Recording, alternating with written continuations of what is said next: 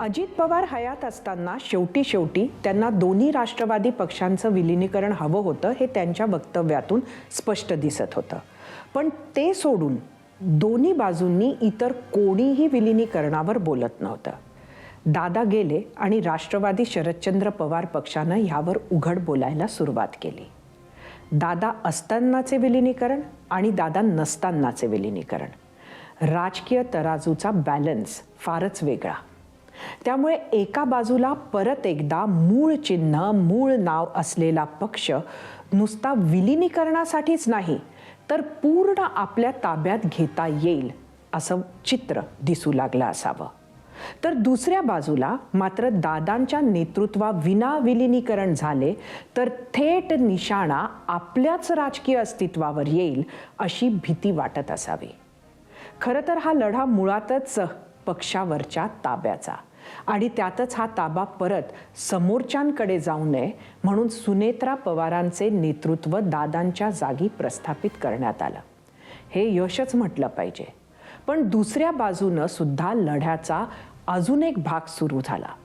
दादा विना पुढे जाऊ पाहणाऱ्या राष्ट्रवादी काँग्रेसला अस्थिर करण्याचे प्रयत्न सुरू झाले आणि त्यातूनच प्रफुल्ल पटेल आणि सुनील तटकरे यांच्याबाबत वेगवेगळ्या शंका डायरेक्ट किंवा इनडायरेक्ट पद्धतीनं उपस्थित केल्या जाऊ लागल्या. पद जरी सर्वोच्च असलं तरी राजकारणात पाय रोवण्याचा प्रयत्न करणाऱ्या सुनेत्रा पवार किंवा पार्थ पवार काहीच बोलत नसल्यामुळे समोरच्या बाजूच्या या दाव्यांना दुजोराच मिळत असल्यासारखं झालं. त्यामुळे रोहित पवारांकडून हा पवार कुटुंब विरुद्ध तटकरे पटेल असं असल्याचं चित्र उभं केलं जात होतं, तर दुसऱ्या बाजूनं अजितदादांच्या पक्ष विरुद्ध शरद पवारांचा पक्ष असा रंग दिला जात होता.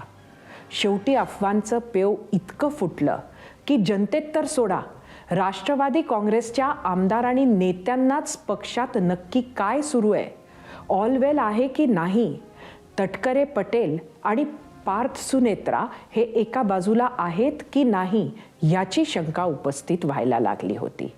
कारण पवारांना पवारांकडून कधीच उत्तर मिळालं नव्हतं. आज मात्र ट्विटच्या माध्यमातून का होईना पण पार्थ पवारांनी ते उत्तर दिलंय.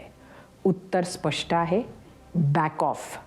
होणारं डॅमेज लक्षात घेत पार्थ पवारांनी हे डॅमेज कंट्रोल केल्याचं दिसतंय.